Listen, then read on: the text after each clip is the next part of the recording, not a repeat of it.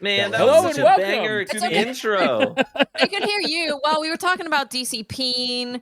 Peen is our new name. Everybody, you're going to go around going, we're here to show you our DC Peen. That's our new They really fan. did miss that. That's our new fan call. So prepare for that. They missed The all that merch content. as well. Yeah, we're having merch, DC Peen. Yep. The time code stays the same. Is that Why don't we start over real quick? time code as well? Yeah, I think so. Okay. Let's Ready? start. I'm stop resetting time code. Hello and welcome to episode 422 of the DCP+ Podcast. That's DC right. Peen Plus. Now that. Peen Is, Plus. You had to be there Peen live. Plus. It was a good time. I'll say Peen Plus is I'm a monthly subscriber to that prescription. Well, you got to watch us live on Twitch to understand what is going on right now. All right, I got a question for you guys. Let's start Yes. with Fran. If you absolutely had to get out of jury duty tomorrow, you're gonna show up. Your number gets called, right? You gotta Yeah. go, but you can't do it. Like you gotta get out of this. How are you getting out of it?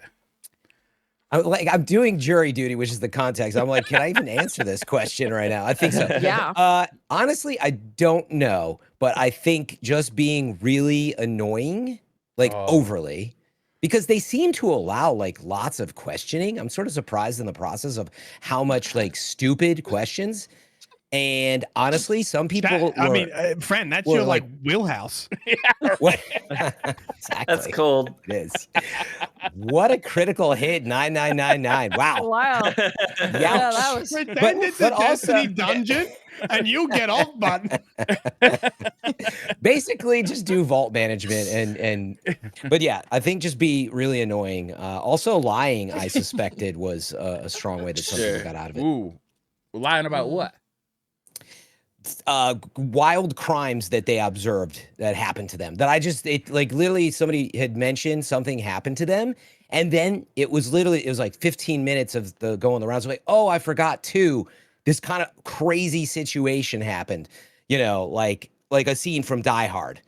And they're like this, and I'm not kidding. I was like, what? Where did that come from? And how did you not remember to mention that? And that person got dismissed. So Awesome. That's a great idea. Have you done your have you Any done your question thing they yet? ask you is just like make it a scene from Die Hard. Like turn it into a scene. There you go. just pick a scene from Die Hard and say it happened to you.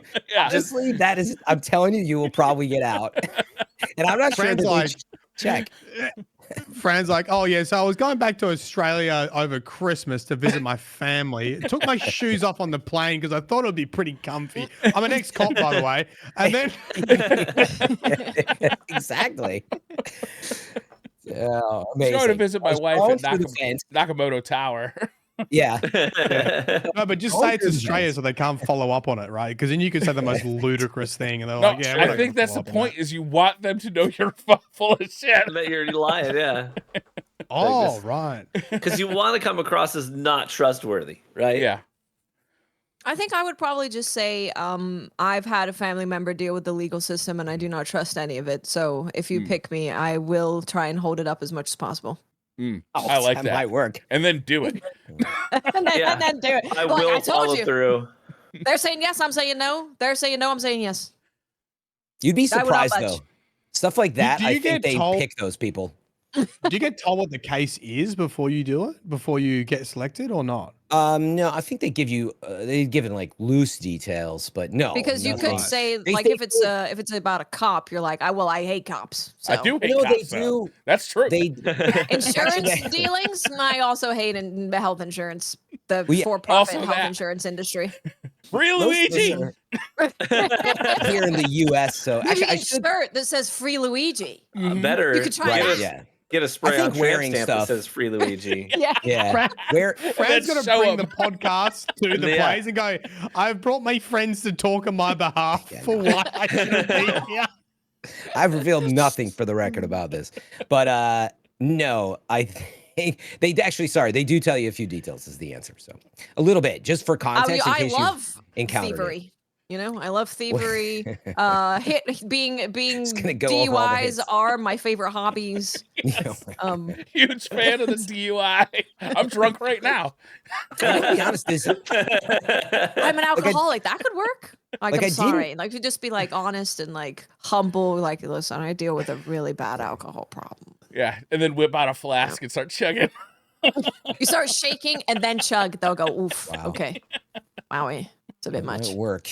I was gonna say through this process and suspecting some of this wildness, I was like, is it like they're already doing like pretty serious trials here? But if you like are a lying potential juror, do they really bring people? But is that like, you know, legally, like you swore an oath to tell the truth, I think.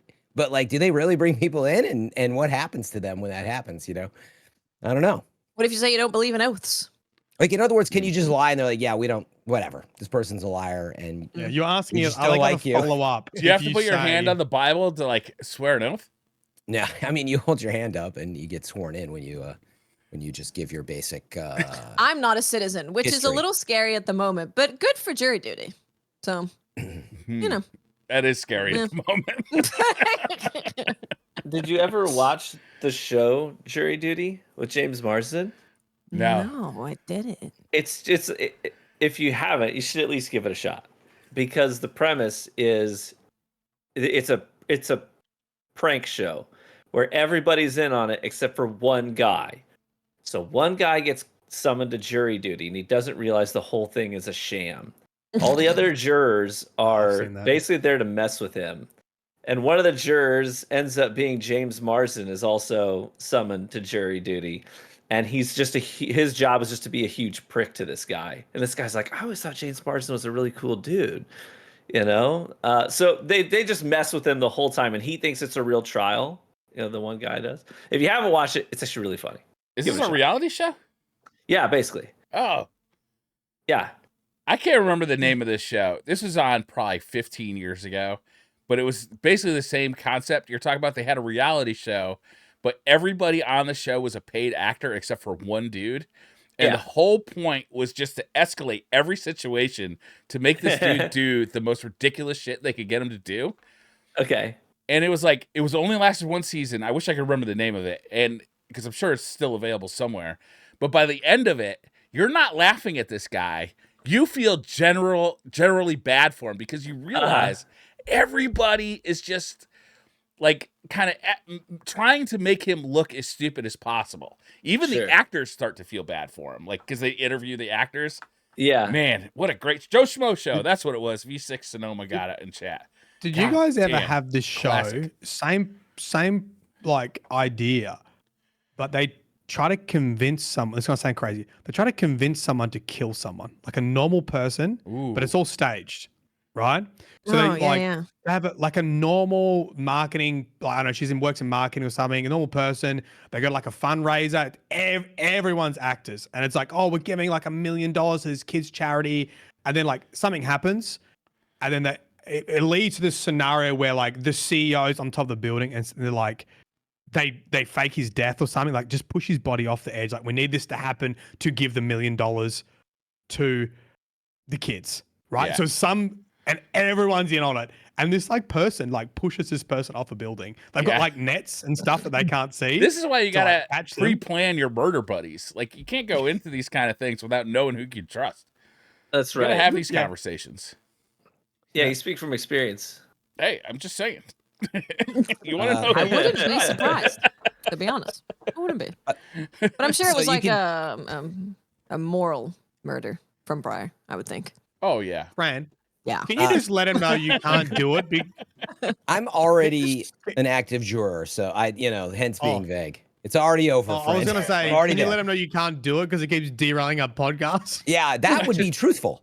So I tell looked him you're up, by on the a- way, and I guess it's considered perjury, when you swear under oath to tell Yeah, the truth in yeah. this process. And if you do get convicted of perjury, it can result in imprisonment, apparently, fines up to $10,000, but even like a year of jail time. And so it's not a good idea.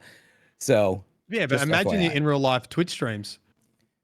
yeah, somebody also had said something like that they're like, oh, I heard about this person who was like, they went in and started live streaming while they were in the courtroom. I don't know if they were getting ready and then they got kicked off the jury, but that's where I was like, but what happened to them? Like, that Yeah. seems Yeah, insane. Yeah. What are the repercussions to that? I would Yeah. assume they were just like, It this seems- person isn't trustworthy, or like, No, this- I mean, we I can't think have it's- this person. Well, I can't trust I'm assuming it falls under this stuff where you've now broken oaths, and so they can, probably send you to Did jail. they take an oath to not live stream? Yeah, I think you do. You to not discuss and like do all this other stuff. And so if you were to publicize this, I sure think you there's some should talk major about issues. it on the podcast, Fran. That's What are not- you being a juror for? You're already making me What's the sweat. case? Actually, this You whole should have 10 told him. minutes. You should have told him you're on like a true crime podcast. Like, oh, this would be great for my that show. might actually work. I feel like Yeah. that would make them go, meh. That's the answer. Is I do a podcast about crime and Yeah. I courtroom specifically scenario. investigate detective interviews, and I feel like I'm pretty good at it now. That would Brian make pretty you go, much. Brian pretty much admits some childhood crime every podcast anyway, so it's kind of close. Yeah. And by the way, someone was asking in chat, like, how do you get electronics? It's super lax, I think, these days. I don't know if it was different in the past. It probably depends on the type of trial as well. But like, I have my bag, my laptop, my phone. Like, they don't care about that. It's just, you swear an oath to not be an idiot. Apparently they trust us. As That's gonna be a citizens. hard I'm one out for me already. to follow up. Yeah, I'm already out. I'm out. It's like I really can't promise that, man. I wish I could. You got 10 minutes out of me that I can be serious for. All right, we got a lot to talk about. What do you want to start with? Yeah. Do you want to start with Xbox price hikes? Do you want to start with Nintendo Switch pre-order situation? Did you guys talk about that last week? I'm not sure, actually. I wasn't on the show last week. I think Fran, I said I covered got it one. a little bit. Okay, you Yeah. got one. We Yeah. can talk about Expedition 33. Expedition. There's so much to talk about. Borderlands. Borderlands had a state of play. Arc Raiders is having their play test. No Rest for the Wicked had a huge update. Monster Hunter Wilds had Raydao. Arc Tempered Raydao happened. And there's What been a else lot of happened? nice Well, fun let's playtime knock off the and- small Have a lot. ones first, the small topics. What are the small ones to get out of the I way? think the Raydao one is pretty short because Okay. it's literally just AT Raydao. So in Monster Hunter right now, there is a Blossom Festival happening. So it's like a spring festival. There's cherry blossoms everywhere. The armor that you can get is like cherry blossom themed and stuff. But a part of this event is that they're adding Arc Tempered Raydao. So Raydao is the apex of the desert area. And he is like he's the big guy, if you don't know. And what Arc Tempered is it gives them more health, it makes them more aggressive, it gives them some new moves, it makes them use their moves differently. And in the case of Raydao, he has a couple new moves, one where he just instantly like beams the floor with his big ray gun. And he does that a few times. He has mix-ups that he does with his moves where he'll go just like move into move into move into move that is normally he takes a break after like the first one. So he's pretty spicy. He also starts in his lair, so there's a lot of electricity just everywhere. And every move that he does, even if it's not a new one, it has like kind of AoE lightning left behind it or on it. So yeah. It also comes with new Nice. armor. So you can try and make some new builds and stuff. But he's very fun. It's a very, very fun fight. I one love thing I was- Raydao. Raydao was my favorite before. So Yeah, Raydau's that's great. cool. Yeah, Ray, that was a lot of fun. I was gonna ask, I know you are pretty goated, Watts, as is the bow, but maybe from you or your community or otherwise, did you feel like, you kind of had to get ready and build into this and like it was super challenging and or not, like how did it balance out? Did it meet your expectations? I would say it met my expectations because it's the first Arc Tempered. So for example, in like Iceborne, Arc Tempered Valkana would like one shot you with damn near everything she did. It was crazy. I was not expecting that for like the first Arc Tempered monster of Wilds. So I didn't think it was particularly difficult. I think there's different ways that you have to learn the fight because there's not breaks where you would expect breaks to be. You have to be a little bit more aware of what he's doing. He doesn't flinch as much with wound breaking. But I wouldn't say that it was overly difficult. No. I think my Yeah, I first was hunt wondering- against him was like 11 minutes, which Since is that's kind of the first one was 11. Yeah. Yeah, and I was wondering, given the feedback on Wild, it's like, yeah, people really enjoy it, and I do too. We got into the end game, and people were sort of like, yeah, it's really fun, but like, there's not like this sort of ultra challenge yet. I was wondering how that sort of stacked up, and it sounds like it's moving in that direction still. It's still moving in that direction. We're going to see. So the thing as well is that he is only 3 stars. Oh. So if this was like a 5-star arc tempered Raid-out, I think that would be a different story. We're also going to be getting higher level difficulties of Gore Magala. He's already really, really hard. We're getting higher difficulties Spaz. of all of the Apexes. So yeah, he's really fun though. He's really, really, really fun. I think this Raid-out is super fun. Cool. Oh, and he goes away, when is it? The 12th? May 12th, I think. Something like that. Sounds about right. That's about right. It's about Nice. Cool. I finally got around to playing some Marathon this week too. Oh yeah, I want to oh, hear yeah. your thoughts about it. I did True. tune in several days ago, whilst you were streaming, and the second I turned the stream on, I hear Fran complaining about vault space. And I was like, he is so No. consistent, you know? I really wasn't though. I It was out remember of that. I context. remember. No, that was out of context. But That was the very first thing I heard was, man, I need more vault space. Look, I can't. no, fit I was doing the quest. It's way different. everything. Set me up. It was just funny, you know? No, I know.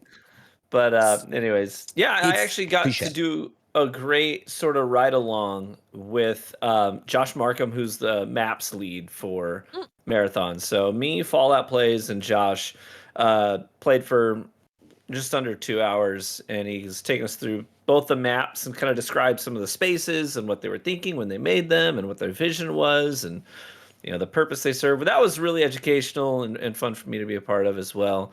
But yeah, I've never been a big extraction shooter guy, but I definitely think that Marathon has a level of approachability that the others in the genre don't have. That might serve them well. So I'm anxious to see how it plays out. But I had fun playing it. Yeah, I think I got like 5 hours in of playtime That's total so far. read my mind. And then I was like, have you played extraction shooters? Yeah, so I played a fair amount of Tarkov. I think I got maybe 20 hours of Tarkov in before I set it aside and was like, I don't think this is for me. I'd never found myself thinking, man, I can't wait to log in and play more Tarkov today. And part of it is I just think that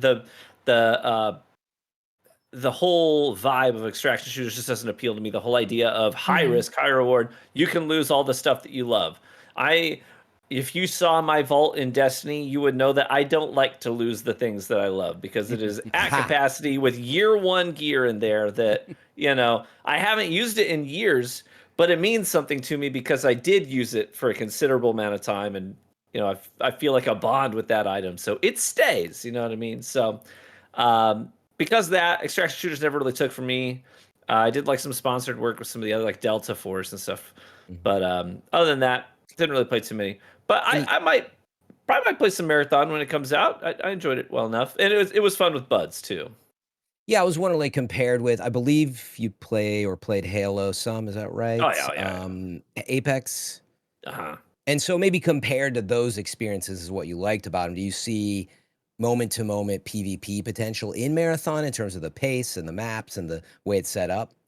Yeah, so obviously you're not getting into a ton of PvP skirmishes, maybe one per run on average. We did have one moment where it was 3 teams collapsing on one another, and we were in. It was funny because we were like, we were in the marshes, and there was this big wall divider, and we could hear the other team on the other side of it. We were trying to creep around. Meanwhile, the building beside us, a full team came up on the roof, so now we are in between 2 teams that turned to this big skirmish. It was pretty fun. The gunplay does feel great. I will say this though, they made that pivot to making Marathon a hero shooter. Apparently that wasn't the original idea, but they made that pivot to do the hero shooter thing, and we have these characters with Hero different abilities, kits. Yeah, hero abilities. And one thing I will say is I hope that when we get to launch for Marathon, hopefully they can find ways of making those heroes feel like they have some sort of character to them, because right now they don't. Like, they don't have voice lines. There's no, what I mean? Like Blackbird, I would love for, she can sense when people scan her, be like, my position's compromised or something, have some voice lines. Let me know who this character is, what they're like. Because I'm playing a ton of hero shooters right now. Obviously, I have over 700 hours into Marvel Rivals. And one thing that game does very well with your heroes is from start to finish, when you are loading into the match, when you're playing the match, when your match is wrapping up, your character is always talking and you're getting a great expression of their character. So if they're going to go the hero shooter route, we need to be able to feel a connection to these heroes, and there just isn't one right now. So I hope that's something that changes, obviously. The Yeah, animation that's did like a better job of that, right? Like, Oh, get a yeah. little bit of an idea of like their attitudes and behaviors and that kind of thing with the heroes. But it's also like, this is very opposite of Destiny, where Destiny was always like, you are the guardian, like your guardian is yours. It's you, it's your Mhm. personality, it's how you make it. Now it's like, here are these heroes that you embody, really. That's a really Yeah. good read. I Interesting. didn't even in just like kind of just the core gameplay is what I was looking at. I didn't think how much it does have that leftover almost flatness of you were going to make your own sort of hero by what mods are on it, and maybe Yeah. you had creator character, I think, maybe at some point, and now it's like, oh, now there's these heroes. And yeah, you're right. It's like it feels they've got a lot to get in there still. We Like, heard if some you're going to go reporting the that hero route, yeah. yeah, There's a it's a certain good read. standard in the hero genre that you're going to need to meet. Yeah, Mhm. no, they absolutely need those. I was immediately thought of Overwatch, all of those Uh-huh. lines that you Yeah, true. suddenly All the are animations. tons of even die, that alone, right? Everybody Yeah. knows what it is. 2 seconds. They totally need stuff like that to give it a lot more personality. But yeah, it was reported that they clarified they had a Q&A, by the way, that deep dive Q&A with Yeah. creators. So there's a lot in there of they were like, oh, actually, this build's a couple months old, and I was shocked to hear them sort of confidently say like, actually, we can get a lot done in a short amount of time. I don't know if that's the pressure talking. You don't hear developers say stuff like that No, a lot, but they definitely can. Like a big example is like the lighting on the outside, for yeah, example. When it comes to lighting, depending on how the studio does it, but how Bungie does it is by like manually placing light sources, right? So because they're doing that, if someone is still working on the map, they're still working where they want to have boxes or a bush or a mountain or something, they can't go in there and do lighting until that's done, because once yeah, it's done, it's like no touching. Do not touch it, otherwise we're gonna have to redo it all over again. So there's a yeah, lot of stuff that comes like at those later. last like few months. Yeah, a Oh, lot of totally. stuff. It was just Yeah. like the confidence of, and I'm not discounting it. It's just you don't hear them often say. You'd be surprised how much we can sort of add. And thanks for their Yeah. feedback. That's what they were. They should You say don't hear more it as often. often, so it was That's good one to of the things hear that that. But Josh said actually in the ride along. He was like, Mm. the first map we made took us over a year. The last map that we made, we got done in, I don't know if he said it was like a few months, but he was like, you get to a point where now you know your stuff and you know your process and you know how your team works. And you kind of get into that groove, and development gets to a point where it can speed up quite a bit. Yeah. that's cool to hear. Yeah, I played tons more Marathon. I'm up to about 40 hours, and I know there's a lot of different opinions on it, and it's still like a playtest alpha, and we'll see where that goes from here. But I still enjoy it. I've played a number of extraction shooters, and we'll probably be talking about arc raiders later. But they're just very different. There's like Tarkov is very different Yeah. than Marathon. Marathon is very different than DMZ, and so on. And so there's certainly a place for it, but they have a lot of work to do. And yeah, like to really grab players, I think we're waiting to sort of see all this come together still. We might as well. You want to chat about arc raiders? Considering we're talking about Marathon, might be a Yeah. good Go for it. jump Yeah. in, because I am absolutely loving arc raiders. Like it has a lot of the elements that I want from extraction shooters, and I think it highlights how different Marathon is from maybe the typical template of extraction shooters, even though it's got lots of similar elements with like traders and vendors and that kind of stuff. But Arc Raiders has like a solo queue. I've been mainly playing solo. It has proximity chat.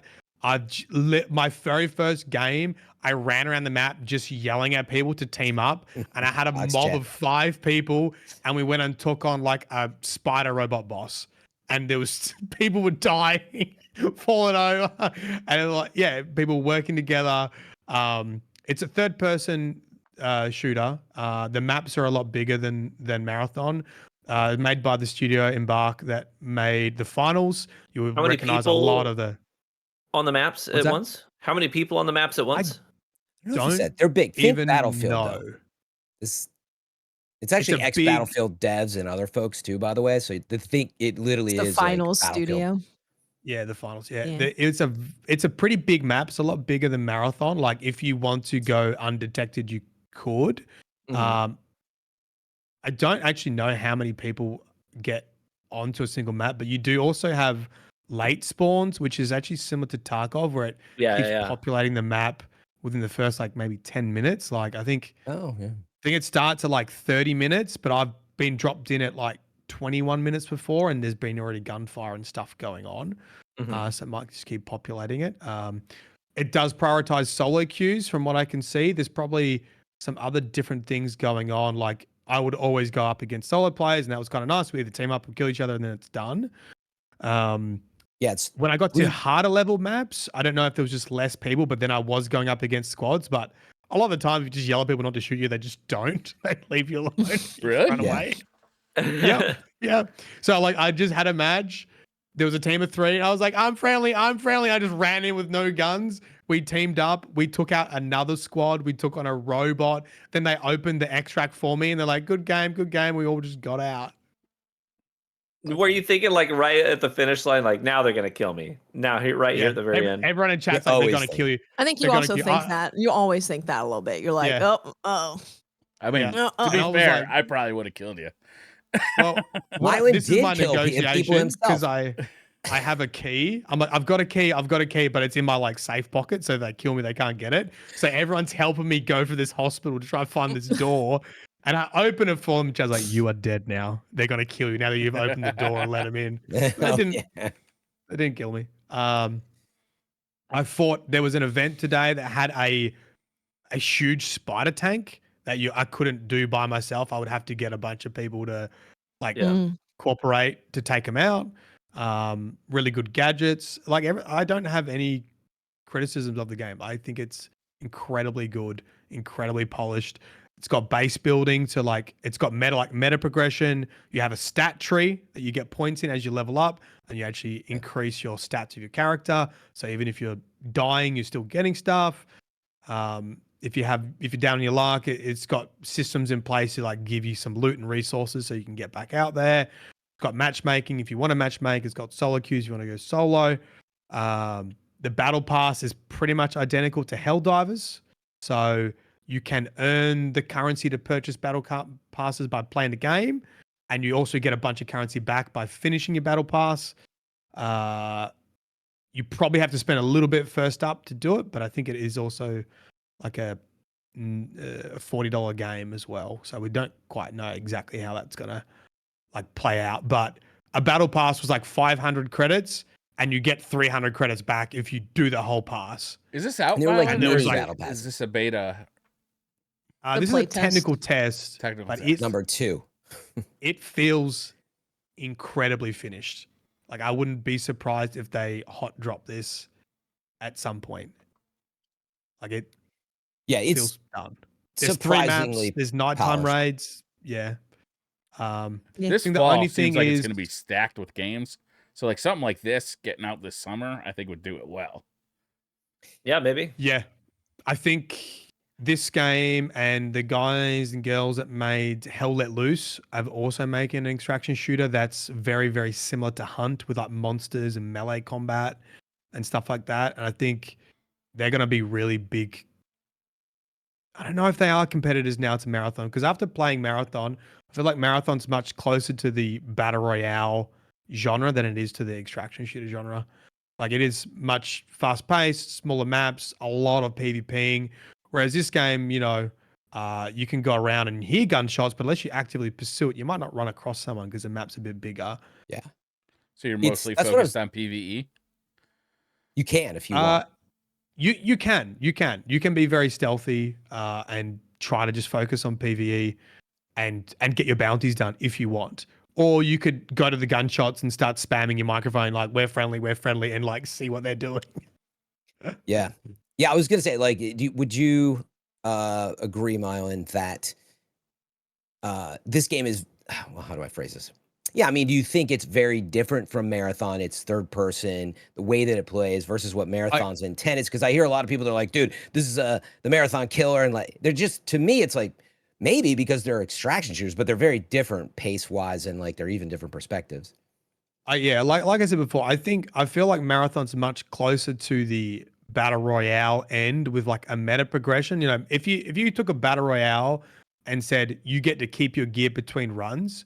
I think that's what Marathon's a lot closer to than not the Division, because this feels like the Division Dark Zone, than Arc Raiders, right? Arc Raiders seems to be like an extraction shooter. It's got all the things that you expect when it comes to like an extraction game, whereas Marathon feels like it's not really doing that. Because I know we keep talking about like Marathon needs prox chat, and I'm like, I don't even know what you would use prox chat for in Marathon. Like, there's nothing really difficult for you to group up and take anything on. What Arc Raiders is doing is exactly what I kind of expected Bungie to do. Like, these things look like spider tanks. They're giant bosses that you couldn't defeat by yourself, and you probably couldn't defeat in a team of 3. So it requires collaboration, and that is kind of what I expected Bungie to try to add to the genre. And then Arc Raiders has kind of done it, which is like, and I think the other thing, like psychologically, and I've experienced this in a lot of different extraction games, is like when you have AI enemies that aren't humanoids, people are more likely to team together. And this seems really weird, but it's not. Like, when you're humans versus robots, people team up. When it's a giant robot and you're a bunch of humans, even though you're on different teams, you're like, you guys want to work together? And people kind of do it. There's other games like that use monsters and other things, and people kind of band together when you are humans versus monsters, humans versus robots. And I know Marathon has like robots, but they look like players too, right? Well, they, when you get close, they don't. But from a distance, you know, like they kind of look like players. And there's no real reason to team up in it either. And so I think when you provide this big threat, you provide a big monster, you provide a big robot, and you give people a reason to team up, people will start using prox chat and start being friendly. And like, it's been like 99% of my games. Yep. Yeah, I think you can always get creative with prox chat, but your read is right, Watch. I feel the same way. Like, people are like, I need it because it's in these other ones. And I'm like, I don't feel the same as you, where I'm like, I can't play this game without it. I would feel a lot more that, even in Arc Raiders, I wouldn't feel as strongly, but it fits really well. Like, it just is this huge open world and you're questing, and it has that more of that exploratory RPG nature. And yeah, like, I think it's worth noting, if you haven't looked at it and it's flown on your radar, because it flew under the radar with me, but I've had it wishlisted and like, this looks cool, you know? Like, I totally didn't quite process. It is quite a few DICE, Battlefield, Battlefront, really slick high-end folks from DICE that are very good the at sound. making these. And the sound effects is Battlefield and the finals. Like, you'll instantly recognize the gunshot echoes and like inside, you know, the Battlefield sound where it echoes inside a building. Tons of reverb and material. The reverb, But it really is like, if you take a Battlefield-sized map and imagine being in third-person Dark Zone Division with like the super high fidelity, but then on top of that, I personally feel like you layer in Star Wars Rebel kind of art vibe, just without, you know, maybe their laser guns and stuff with the stormtroopers, but it feels very strongly. It takes a lot of those DICE parts, and it's immediately appealing. And actually, even just like the vendors, you know, the way they present them is like, it's like somebody's working on, to me, it feels like somebody's working on a Star Wars X-Wing while they're talking to you. They're like, cool, I need some fabric, man, you know, and you're just going on a fabric quest. But it's very like Andor. Right? Yeah. So it's got the right stuff. I think I tried solo, and I actually like PvE, like kind of Mylan, you know, it's great to play with Mylan because he's so different than me. And I'm like, very like, okay, quiet. I'm going to, you know, sneak up and get my stuff and finish my quest. And Mylan's like, hello, you have to tell us if you're friendly, you know, and he's just like screaming at him from like the forest. And I'm like, oh my God. But it's been amazing because he's made all these friends, and there's so much hilarity in that. You know the best thing? Because I must be on European servers. Nearly everyone was French. And I just started the conversation. I said, how good is Expedition 33? And they were into like, yeah. They were like, oh, it's so good. I'm like, let's go. It has a lot of potential. And other than this playtest, because I don't know how many people are in it, it was not my first experience when we teamed up. I had to go on Mylan's servers. It felt like, because it was late at night here in California. Something was going on with the US servers. But it was late. Yeah, and maybe not enough players. People who haven't liked it are like, this basically said it's been it's not very good, and I haven't seen any players.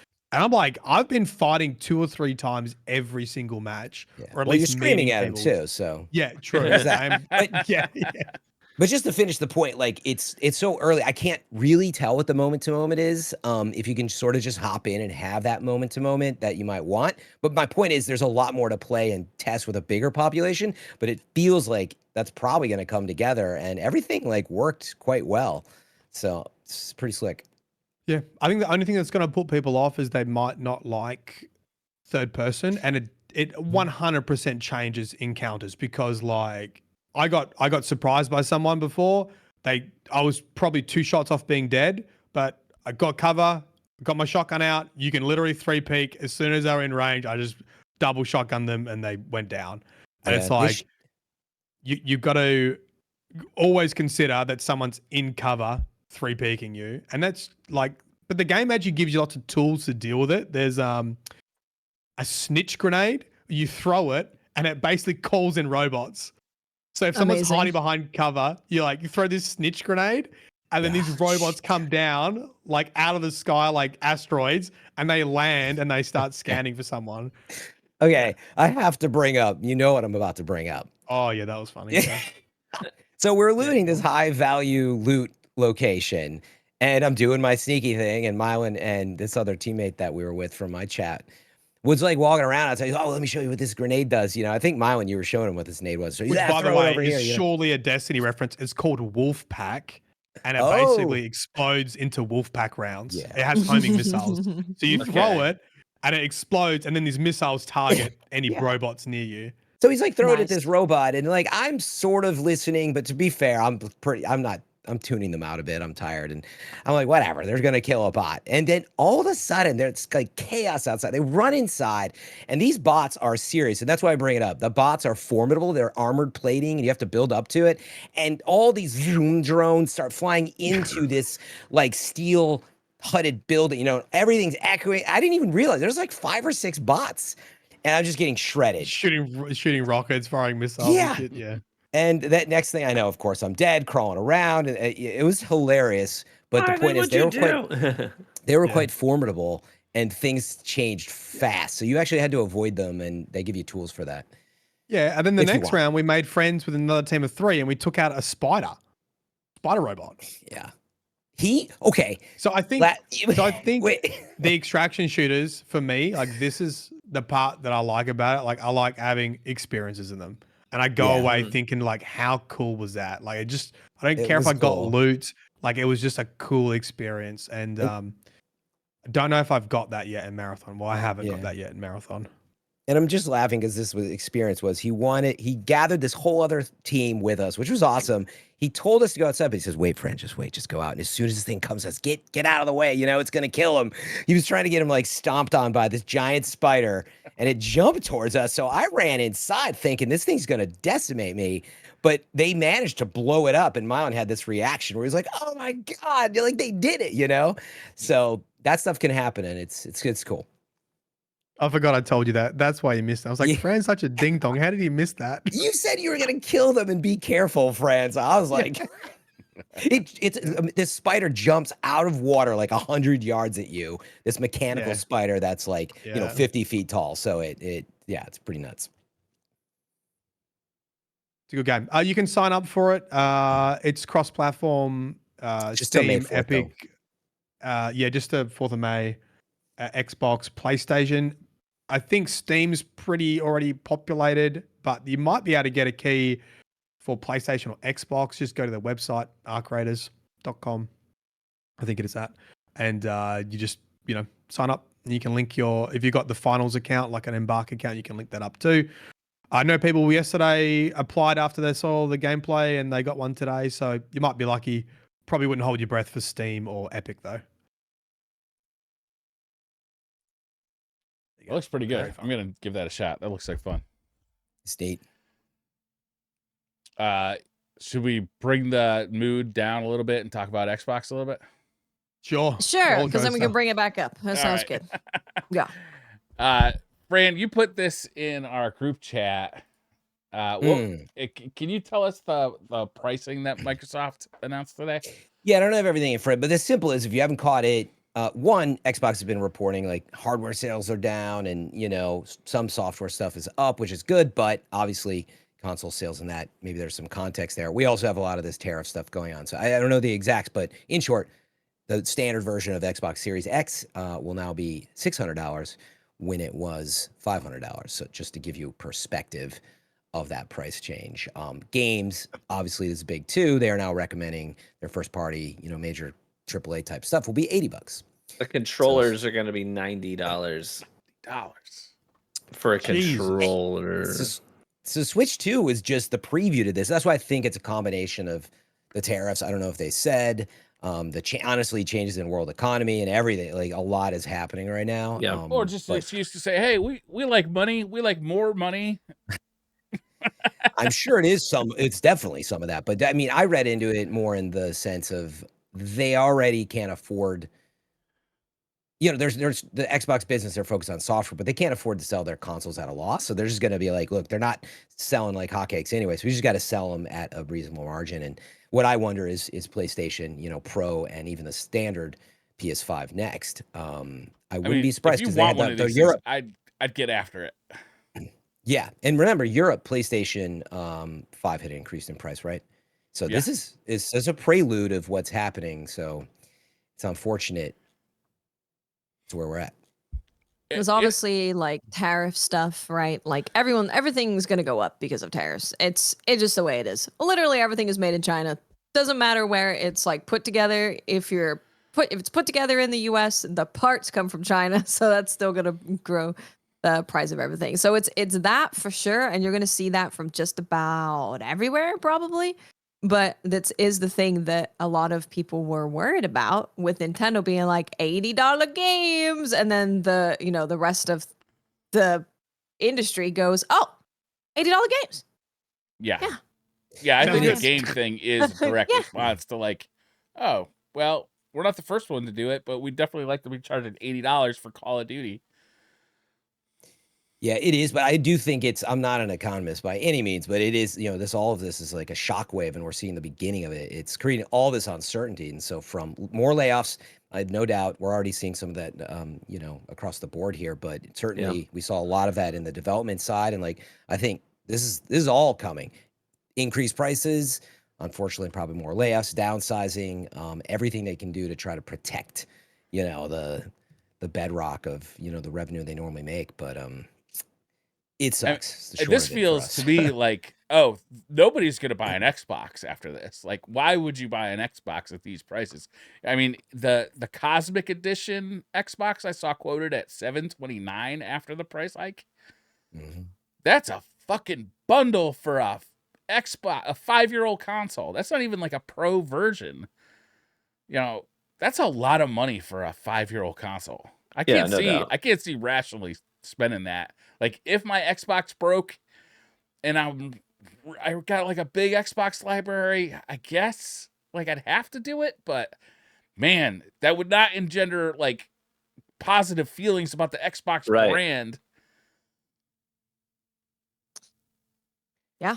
Yeah, no, I had a similar reaction where it's like, man, they've been talking so much about how sales are down, and it was I don't think they think they're going to sell a lot anyway. So they're just going to sell them at what they'll make a little profit on. And like, it's because that's not their business at this point. So why sell them at a loss? Yeah. And their games are going multi-platform.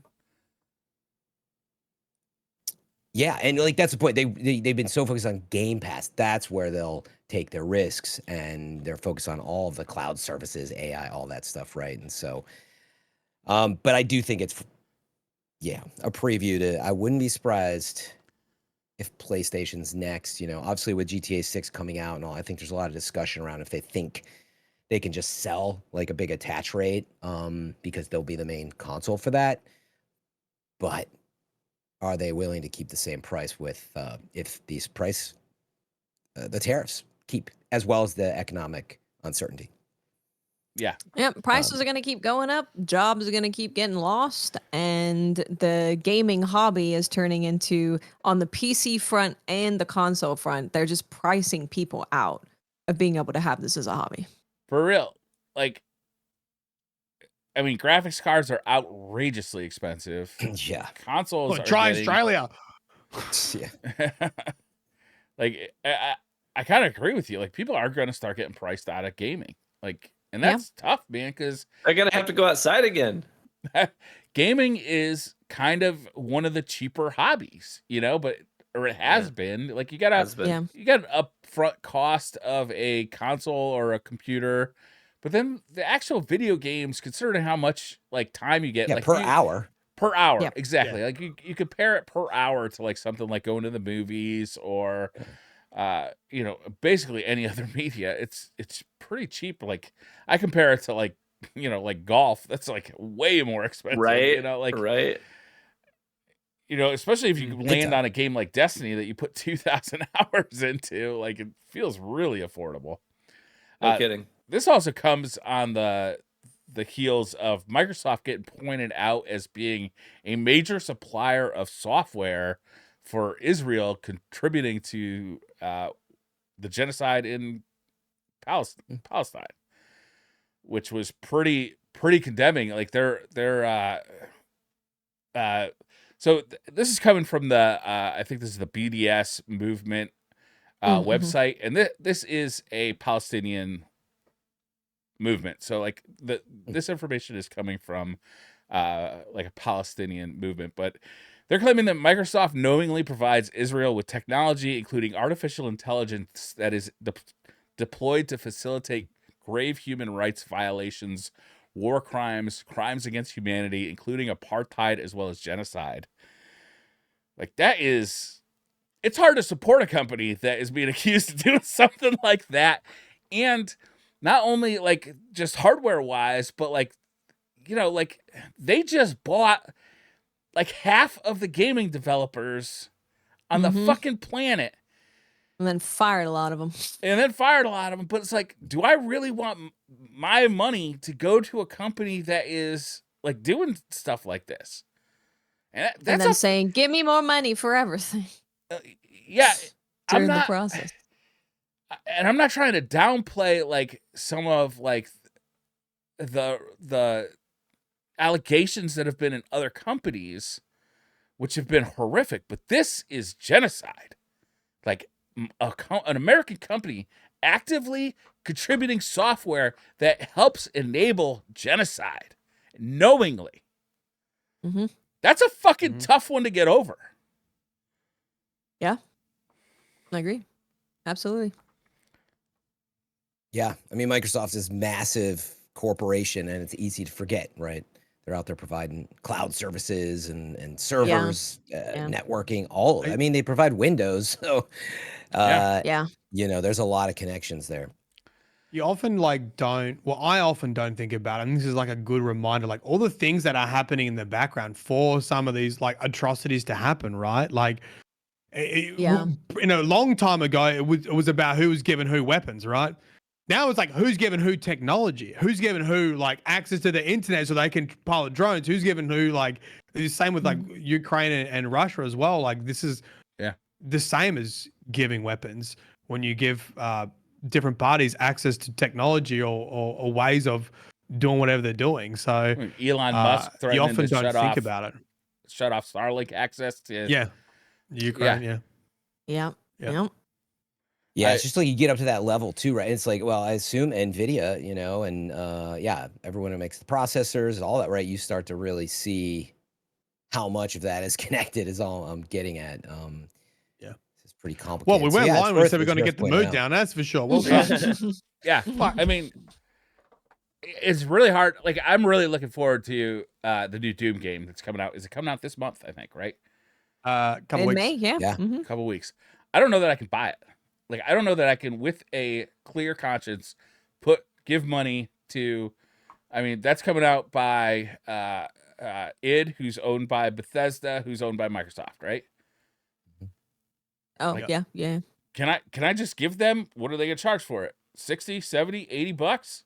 Can I just give them money knowing that they're using, like they are developing Azure cloud services that are specifically developed to assist with apartheid and genocide? Like, can I do that? Like, I don't think I could do that, no matter how good the game is. Yeah. Yeah, it's tricky with all of the corporations because, like you said, there's man, when you start looking into it, it's like every company is the worst company ever. But then Yeah. there's definitely True. companies that are doing more, and it's where you draw the line, right? It's like, do you draw Yeah. the line at I don't like that this company makes their employees crunch, or they don't give them proper time off, or they don't Well, I pay don't like their using wages Amazon. properly. Yeah, or they don't get enough benefits, or do you draw the line at, there's various different places that you could draw the line, and I think that drawing the line is a good thing. And if you're like, I don't want to support that, I think more power to you in doing that. Anyhow. Well, we Xbox mentioned 33. we talked about we talked about layoffs. So we may want to mention Respawn's right. news Right. this week. Yeah. Canceling several projects, and that was obviously a gut punch. Didn't you hate to hear that? Apparently, me about Titanfall. There was a Titanfall project, right, that got canceled, but it was supposed to be sort of an Initially, I extraction had shooter. read that. Yeah, initially I'd read that it was Titanfall 3 that got boned, but no, it was an extraction shooter being developed. No, boy. Yeah, they set aside 2 Extraction shooter is our next projects. BR, is it? Yeah. Yeah, It might even basically. be more than BRs. I feel like this is like crazy amounts of extraction shooters. I don't think the Yeah. market It can is a support lot. this many extraction shooters. I'm sad It to say. can't. No, And like, I agree. I don't think it can. there's You know gonna what's be interesting about I extraction mean, Mylon and I shooters? just played 2 back to back last week, so maybe. Yeah, but you know when someone says like, oh, it's like it's a not from software, it's a Souls like. Everyone goes, oh, great, I like Souls like. When you say it's another extraction, everyone's like, eh. I think it's You know what I because mean? they're not as popular, right? Like Elden Ring sold like what 30 million, 60 million billion copies, whereas how many people are playing extraction shooters across every single Right. game? It's a more know. niche. It's a Well, more Yeah, more I'd like to niche see more thing of for that sure. data, honestly, though, because you can see like there clearly was a lot of data on the backside of Tarkov, and maybe just related to BR style stuff, but like there's a You're reason also that so signing many up for companies are doing live it. service. Yeah. Yeah, You're signing mean, up for there- battle Yeah. passes and skins and yeah, paying for new seasons and And constantly Souls like being on a treadmill. a Souls like takes you a certain amount of time, right? It's like 40 hours, 100 hours, 140 And then you can play hours. the next And Souls then like. you play the next Souls like. That's right. With these This is games, like- generally you stick with them for a while. Yeah. Well, I mean, the thing is, doesn't matter. Maybe competition inspires to have a better product, and what will be left standing is probably a couple of really good extraction shooters. And if you like the Yeah. genre, you'll probably have a couple real good ones, and there'll be there already is a graveyard of dead extraction shooters. So There is, you know, the rest will get added to the pile if they're not good. yeah. I think it's worth knowing though. It's like, again, I'm curious what the data was that everybody's like, man, we don't want to miss this one. But that is Right. because games take so long. That's exactly what's going on in the background, right? Is how do you not be in, like, people were already talking about it with Bungie, where they were talking about it in a way for a while with Marathon, where it's like, well, if you had released it before, you would have hit the wave, but now it's kind of late, and it's like, so you kind of have to take some of those risks. But obviously there must have been a lot of data on the amount of players, and I wouldn't be surprised if there's a lot of pirated, stuff out there too that like adds up. I wouldn't be surprised. That's all I'm saying. I mean, maybe I was just thinking about Tarkov and all that, but I wouldn't be surprised if there's many, many millions of players that have played Extraction. And I think, if anything, Bungie's kind of opened the door a little bit more to people who would have never tried it or considered it too. Like, I think, Definitely. it's whether it's going to be good or bad for them that they've opened the door and got people kind of interested, because I've got friends who I've never been able to convince to play extraction shooters, and now they've tried one at least, and either they'll be put off by it or they'll go, oh yeah, I'll try another one now. So I haven't played Marathon yet, and I wasn't around for the episode last week, which I know that you guys talked about the Marathon. Was it a beta? Was it a network test? What was it? It's an alpha. Alpha. Alpha. But Alpha, the yeah. buzz that I've seen has been pretty mixed on the Marathon so far. Pretty mixed. Yeah, pretty much. It's people just being like, well, the shooting feels good, and it's people maybe they like the art style.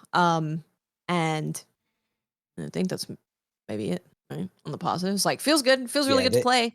Feels really good to play. Yeah, I think it's got a framework. I think it's got a framework that I can build upon. And I think most people probably walked away thinking, need something a little bit more. That's how I walked away with it. Is like, I need something a little bit more than just what there's now.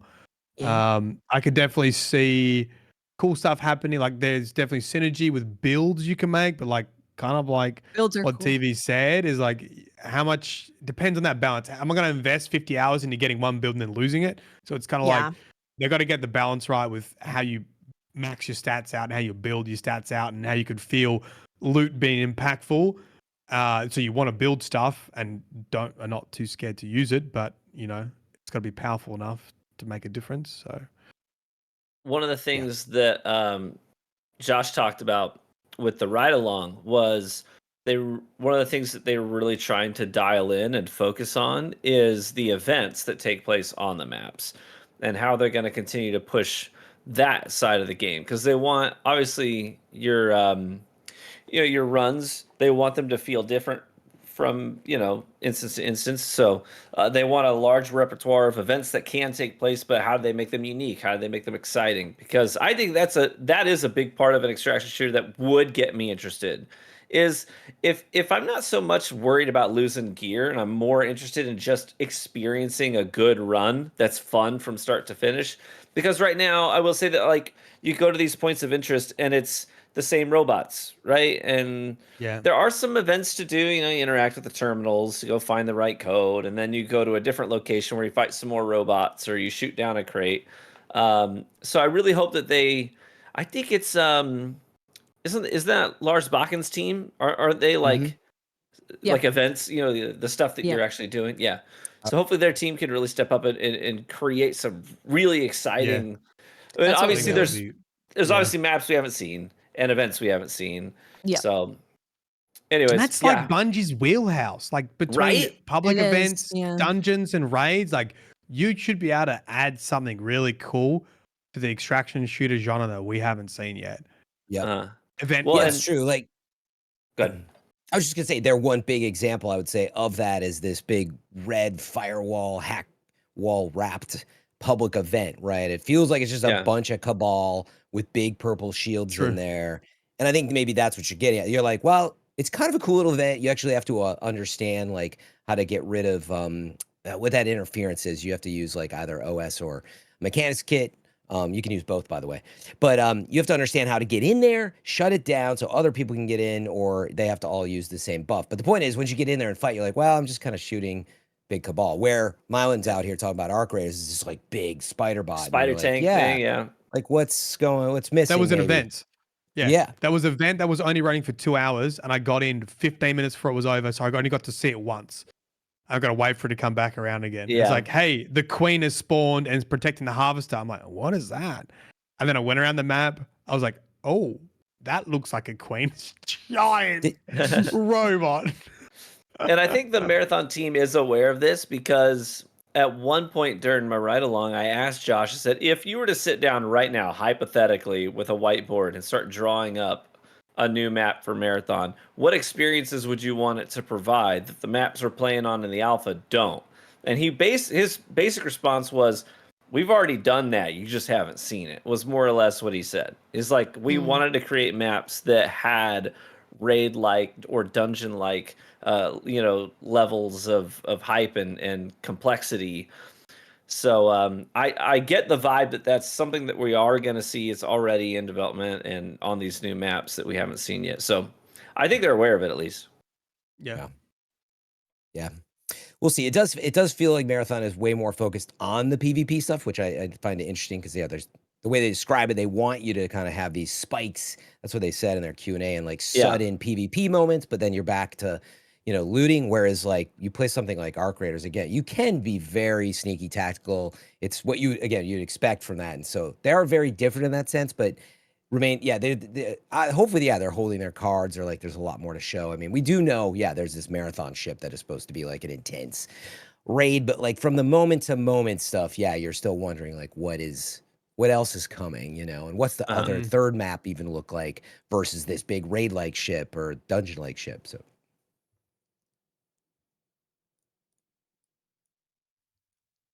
What else we Cool. got? Anybody playing Oblivion Remastered? No, Loving are it. you?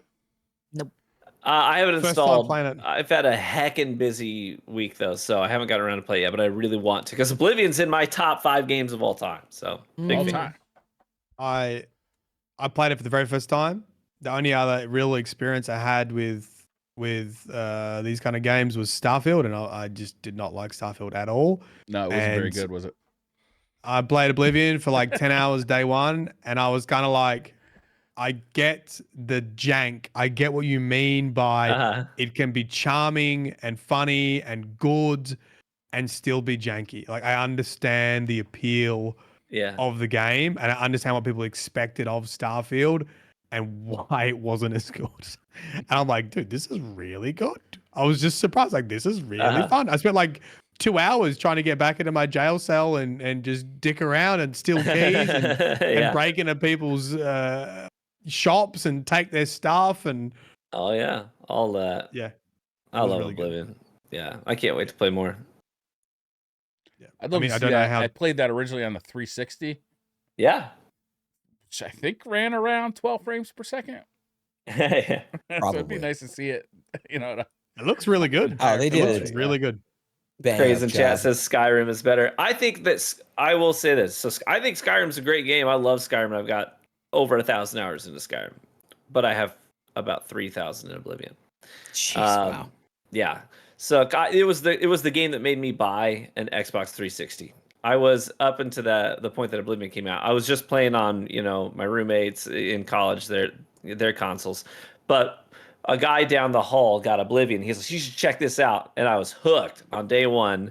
And the next time I got my next paycheck, I went out and bought it a 360 and got Oblivion. And I skipped way too many classes playing that game. But anyways, I will say this: narratively, Oblivion is better than Skyrim in terms of the story being told and the lore, the background, the dialogue, all that stuff. I think it's a much stronger narrative. But the scope and the scale of Skyrim is better just because it came way later than Oblivion. They had different tools. They were able to accomplish more. So, anyways. Yeah, seems like they did a bang up job. I think it was worth noting they stressed it's a remaster because they left in so many bugs and built on purpose, the foundation of like all this weird dialogue and moments. And so they're like, it is a remaster. But it's the first time I feel like I've seen that they're like, no, it's not a remake. They even as good as it looks, that they retooled the graphics so much and improved some gameplay systems, right? They're like, no, it's a remaster. So I found that really interesting. So mad respect for that, actually.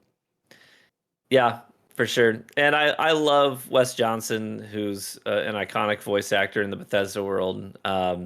Anyone who's played Bethesda games has heard his voice probably dozens, if not hundreds of times with different characters. So, and he's everywhere in Oblivion. So he I'm sure he ate good in the past year or so, recording all that stuff. Yeah, the I voice heard cast is crazy.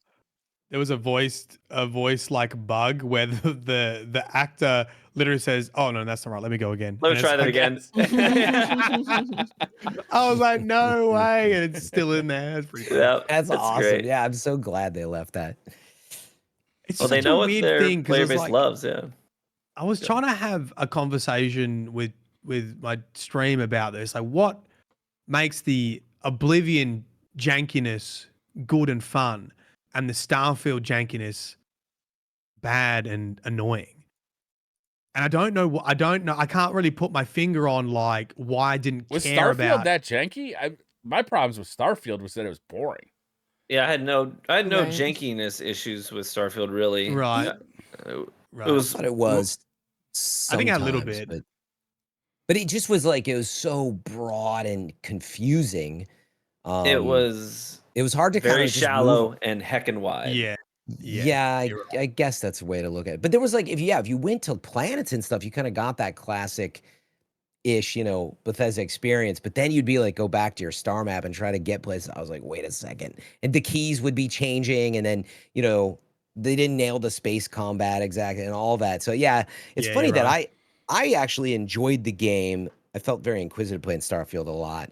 But this like the base building is almost what interested me the most, which is how like wild, they were willing to go in terms of that, and even shipbuilding. And so it has its moments, but yeah, it doesn't live up to like Oblivion and Skyrim or even Fallout. But I enjoyed Starfield quite a people bit. love I liked the game, but it was Mhm. definitely disappointing in a lot of areas. I think that like a lot of the main faction quests that were handmade were fantastic. Like the whole Crimson Raider, like the Space Yeah, Pirates Crimson, quest line. that was great. All that stuff was fantastic. But my problem was the exploration side of it. It felt like they just wanted to have 1,000 planets, so they just had procedural generation do everything. Yeah. And then you just ended up with a planet that was just a copy and paste, palette on itself. It had no diluted. heart. Yeah, when I play games these days, it always dilutes the pace when you do stuff like that. I love the broadness, but that's what was happening to me. Like the Crimson Raiders stuff was like, I just wanted you to do this and chain into another one, and then maybe teach me shipbuilding, and then be done with the main story. And then like if you wanted me to like go everywhere in this iterative like or generative solar system, like maybe, but because it was there, it like really it just killed the pace. It took forever to do anything. It was such a stark contrast coming off of games like Fallout 4 and Skyrim, where every single space on that map a developer handmade. You know what I mean? And that's the difference with Skyrim. If you go for a walk, you might randomly find a stream that leads into a waterfall that cascades down into a pool with a little island with a Spriggan and a chest on it. You got to fight this. It's so beautiful, and you can really feel the love there and the attention to detail. But then you played Starfield and you went to a planet that was procedurally generated and it had no flow. There was no love, no care, it felt like. So Yeah. that was my issue. with it. I did that as like an experiment. Like I was in one town and I could have just teleported to the other town. There was no there were roads that were going all the way around. I was like, what happens if I just cut through? I'm just gonna beeline straight through and see what I run into. And there were 6 different things. There, 2 dungeons, one guy in a shack that his bear was killing his sheep. Yeah. Two shrines. I was like, I don't know what these shrines do. Give me some powers, whatever. I was like, and that was just me randomly going from point A to point B. Yeah. And I just naturally discovered all these things. That's and right. I was talking about this. I think, what's the open world like benchmark for how long players want to go before seeing something? Like 60 seconds of running before you should then encounter something else in a really dense like open world, and that's like just the time of keeping you engaged all the time. And I was like, that was kind of what happened. Like every 60 seconds something else I could just see on the radar, and it would be another side quest or a shrine or a dungeon or whatever. And I was like, man, this is pretty dense. Yeah. That's a sign of a good, or to me, a good open world, right? It's like exploring is constantly rewarding. It's not, you don't necessarily need to have loot, but you got to have something. You got to have interesting characters or interesting things to see. Yeah. Like there, like the Witcher 3 comes to mind. Breath of the Wild. Yeah, I was thinking Elden even Ring. Zelda. Yeah. There's always something to do within eyesight and reach, and that is part of that magic. We're in, again, this huge solar system. And I was like, it was a lot more about the ASMR key tapping experience to a point. And like, I actually, for real, like I appreciated what they were trying to do there, but it was a lot of that. I more often would force myself to get into the ship to be like, but I liked the immersion, but then I was like, well, that's kind of the moment. And then it would just fade to like warping through the galaxy or whatever. But Yeah. And also in a, now I can't remember the name of the game where you can get in your ship on the planet and fly up into space and fly to No another Man's planet. Sky. Yeah, in a post No Man's Sky, to not be able to fly your ship in that game was just so galling to me. Yeah, off the planet. I mean, you could get into battles, but yeah, you couldn't like that was one of it really like had trouble fighting that criticism. Yeah. And I think some of it was honestly that engine still felt taped together. It really did. Yeah. It still In a felt lot like of ways. kind of like an old That's engine. But also Bethesda loves that, an early experience for me was like you're going to Earth's moon, like which has been abandoned. And it was a super generic experience. I'm like, wow, they couldn't make coming back to Earth's moon like interesting at all. Like I'm just fighting like random space pirates here. It's funny because that was one of the better moments, and to hear you talk about it that way. Yeah, I think you're right. Like it felt still so similar to the other planets. It just had the NASA stuff and all that or whatever. But Yeah. Anyway, Oblivion good. Yeah. Starfield bad. Oblivion good. maybe a good time. Oh, to, actually, I do have a word of what was it? Oblivion. What was I playing? Oh no, it was Expedition. But I also had Oblivion on Game Pass. But I've got a different story about my experience with Game Pass for Expedition 33. yeah, I was about to say. I mean, it is RPG world. Briar, did you want to do Expedition or? Yeah, I haven't in played the it. I was RPG hoping zone. you guys would talk about it. I'm looking forward to Oh my hearing about God. this game. This game, there's great games. I think First Berserker is one of those where I'm like, this game's great, like it's really good in its genre, like check it out, it's really good. And then there's games like Expedition 33 that I will tell every person to play no matter what they like. You need to play this now. It's a game that does everything so phenomenally well that you're just like, you would say masterpiece. I feel like masterpiece is like, doesn't even do it enough justice. It is like, it makes you not want to play another game that's not this game. Everything. The music is probably one of the greatest soundtracks ever made for a video game. The graphics are beautiful. The voice acting with the direction and the writing is some of the most real conversations I've seen in a game. It's just like people talking and like being the way that they would be and reacting to grief and all this stuff in a way you would expect them to. How The does Charlie combat- Cox do as a Charlie Cox is great. He did a faceless audition for this game. They didn't did he know that really? it was him until they offered Really? him the job. Yeah. I didn't know that. That's so cool. Yeah, they didn't know, and they're like, "Oh, okay." Oh, we know you. Yeah, you're a devil. Okay. And the combat, like you have, for example, we have Paul Tassi, who hates turn-based combat. He loves Expedition 33. Yeah, I'm not a reason- huge fan of turn-based, and I've been hooked. What The is it combat about is it incredible. So it is turn-based, but I would be like, it's turn-based, but not really. But like, With an asterisk. Yeah. yeah, turn-based. It's like if you mixed Sekiro with a turn-based game. Like all of the defensive actions that normally in a turn-based game, you're just sitting there and being like, why didn't you dodge, you son of a bitch? My luck's not high enough. But with this, you are in control of all of the defensive stuff. The parrying, the dodging, all of it is you. So there's never a point where you can just put the controller down and you're just watching what happens. You are in control of everything. So when So they attack Brian, how you is it can learn the turn-based move then? set, and you can be like, dodge, parry, parry. Your character stands still, but you almost like a quick time. You press the button to parry and dodge, and then when it's your turn, you select your skill. Like, okay, I want to use this skill. I've got this many points, and then your character, casts, and it goes in turn. Yeah. So for your defense turn, it's is like real everything time, you would but expect. Attacking is Defense is turn-based. like, pretty well, Interesting. defense is real time, but you can't move. You can just Yeah, you don't move. dodge, and parry. And the dodge, Yeah. the dodge. That's how I has play like Souls. a- Like I just stand there until Yeah, somebody like, yeah. and then I'm like, dodge, parry. Right.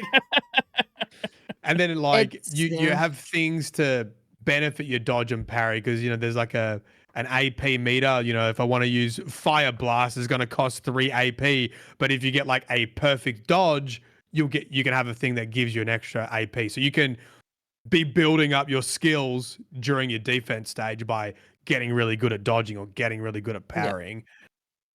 Yep. There's also quick time. Like when you are using a skill, there will be a perfect timing that you hit. So think like if you've played Final Fantasy VIII and you're using Squall's like limit break, he had perfect timings in there for you to hit in order to do more damage, and they have that as well. So combat is just like my hands have never sweated so much in combat. I fought a pink sheep for 57 minutes. What? Sheep. Yeah, because you're not supposed to fight him when I did, but everything that he would do would one shot me. To So I hit had all your parries. You had all to your- hit every single parry. So that was a journey. I've done that with Yeah. every boss that I've come into contact with. It's very fun. The other thing Because some- is the oh, go ahead. I was gonna say, because like on the parry stuff, like if you fight someone a little bit harder, like sometimes you'll have a move that's gonna cost more energy and more AP than what you currently have, and then you know, okay, I need this boss to attack this character. I need to hit all my parries, charge it up, so then I can power up the rest of my team, and then finally I've got like a combo going. Then everyone starts hitting crits. But if I miss the parries, then I'm gonna start snowballing into like Yeah. everyone Now you getting can. Now shit you on. can't. No one can use any abilities. Now we Yeah. gotta just like Yeah. basic attack for the a little bit. Yeah. The other thing that's incredible is the build crafting. Each character can be played so differently. There's hundreds of like think of like additions to your build. So for example, like Mylan's talking about gain 1 AP on a parry or have a higher crit chance when they're burning, like that kind of stuff. There's like hundreds of those to choose from to put your build together. Like I have one of my characters, she has 5,300 health. She's a tank. She takes all the hits for everybody. And but most people play her as a glass cannon. So she could be either. She could do so many different things. Is this a little girl? Yeah. That's Yep. so funny because I heard She you has say something 5,300 about a health. tank, and when I got to her, I was like, the only role I've got left is tank. How do you feel about a tank? Yeah. I love really it. like her being a tank. She has a thing where she gets aggro, so when an enemy is attacking another teammate, she jumps in front of them, and I have it to where she's hitting all the parries, she's getting targeted, and she's giving AP to the entire team. So That's my crazy. teammates have just like 9 AP the entire time. They can do whatever they want. Yeah, so the build crafting is also great. I cannot tell you a single thing that this game does that is not below the best in class. That's how good it is. This game made me cry within the prologue of the game. And I was like, why do I feel so emotional? What's going on? And it's because The of the way French. that they use the voice acting, but the way that they have their mocap. Like there will be a small Yeah. little animation on someone's eyes or their fingers or just the way they move that is so telling of what that character is experiencing. And then they put that with like really perfect music use for the moment that you're in. It's really incredible. And this is a team of 30 people. Some of them are ex-Ubisoft devs who left to make something that they're really passionate about. The guy who makes the music, he was a music teacher and was he was just like dabbling in making like fake video game music on SoundCloud. He posted one of them in an indie game forum and they offered him the job. So that's the cool. guy making the music. There's 8 hours of the OST. Like and some of those songs only play awesome. once. They were just it is a game that is just an incredible game. Yeah. I really I can't hate even to- call it a game. I hate to think of it in this terms, but you said it's a team of 30 people. Who published it? Did they self-publish? Kepler. Okay. So the people who did like Pacific Drive, yeah, that's right. Sifu, yeah, they like an indie publisher. I feel like they're gonna turn a really good profit off of this Oh, love letter to definitely. gaming. Then, Yeah. But that's what seeing you that did. size. How many copies have they sold? Last I saw, they Over were 1 million. over 1 million. They hit 1 million within a few days. They're also on Game Pass, and when you're a developer, you get like a big chunk to have your yeah. Game Pass. But I think they also get paid extra when people spend a bunch of time playing in Game Pass because that's Oh, what really? they want. They want you to like stay in Game Plus- Pass. Right? Yeah. Plus, there's the deluxe upgrade. Some people will do that even though they don't own it, and then they'll grab the costumes for them, even though they don't buy the game on Game Pass. So yeah, they definitely, as a 30-person team. Frankly, this is the stuff that it makes me so happy. New IP, super talented, passionate devs. Yeah, an indie publisher. Yeah, they picked it. Like I didn't even know the soundtrack story. Like it is such. This is the best that it gets in the industry when I hear about it, frankly. And like, it's not that there's anything wrong with creating a new IP as like a major publisher and a new, a big team of 300 or 400 people. Like those are the bets you have to make. But like, it's so amazing when you're able It's to sort create of like- lightning in a bottle like this. in stark contrast to some of the discussions we were having earlier in this exact same show when we were talking about, there's a hype trend, this new trend about extraction shooters. Let's get in on it so that we can have a product out the door in 4 or 5 years from now. Mhm. And Yeah, then these you devs, miss the wave. Seriously, it's you can tell when you're playing, you can tell that they loved like 90s JRPGs and they wanted to write like a love letter to that and then also do their own little thing. And I knew I knew I was going to like it because like it's visually gorgeous and like the voice acting cast. You see the cast and you're like, Jesus Christ. But when they did the Xbox showcase where they finally gave a release date, they were talking to the developers. And the way that they were saying stuff and some of the stuff that they were showing, I was like, they just get how to make one of these games. Because the thing with these types of games is that they normally do deal with quite deep and dark and serious topics, but they balance that out with a lot of humor and whimsy and wholesome stuff. Like think of any Final Fantasy, right? You've got chocobos and then you've got like geopolitical politics. You know, it's like there's a balance that you have to hit that just feels right, where you're dealing with heavy stuff, but then you're still having a good time and it's funny and it all feels like it makes sense. And they nailed that. And that is what I saw from the interview. I was like, yeah, I think this is going to be really good. You can tell they love this type of game and that's why they're making it. Yeah, that's what's really interesting. Sometimes it's just the right combination of timing, genre. You know, I don't know what it is. It's certainly probably partially the genre, I'd say. Like you look at everything from recently Oblivion, but back to Baldur's Gate, and like RPGs when they're done so well and there's so much narrative and style to them, probably have a good chance. But like I bet you we could look up right now the last several years some really amazing RPGs, you know, that didn't hit. But the point is, it's amazing when it all comes together. I mean, I think ironically, some of these people had left Montpellier, which is the French Ubisoft, which did Prince of Persia, which is an amazing, incredible platformer with action and all this stuff. And it's across the board pretty brilliant. And it just didn't hit.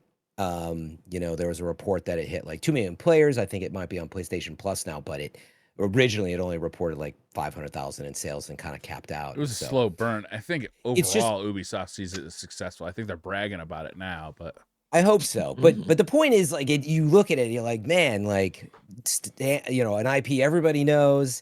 It probably wasn't what they wanted for Prince of Persia, though. And like, I was just trying to illustrate, you never really know when it's going to pop off. That's why it's so hard to take a bet like this, and why it excites me so much when it pops off, man. It's great. The only thing I was going to say with Game Pass. Yeah, this is a Game Pass issue in general. This is literally the only issue, and it is a bit of an unfortunate issue. There is a reported bug, and I did experience it with mouse and keyboard, even though they recommend you use a controller. And because I've got a thumb, I couldn't use a broken thumb. I've got 2 thumbs, but one's broken. Walk it off. Yeah, I couldn't use a controller very well, so I was using mouse and keyboard. But gotta go claw style like TV. Yeah. I've actually that's what I had to do eventually, is actually do that. But there's a bug with mouse and keyboard, and you know when you games sometimes don't like prioritize the game. It's like it feels like you're somewhere else. You got to re-click on the game, and then it's like, oh yeah, we're playing the game. You mean that the frame rate slows down? No, like it's not detecting an input. Oh. Yeah, like the game is in the background for some reason. Yeah.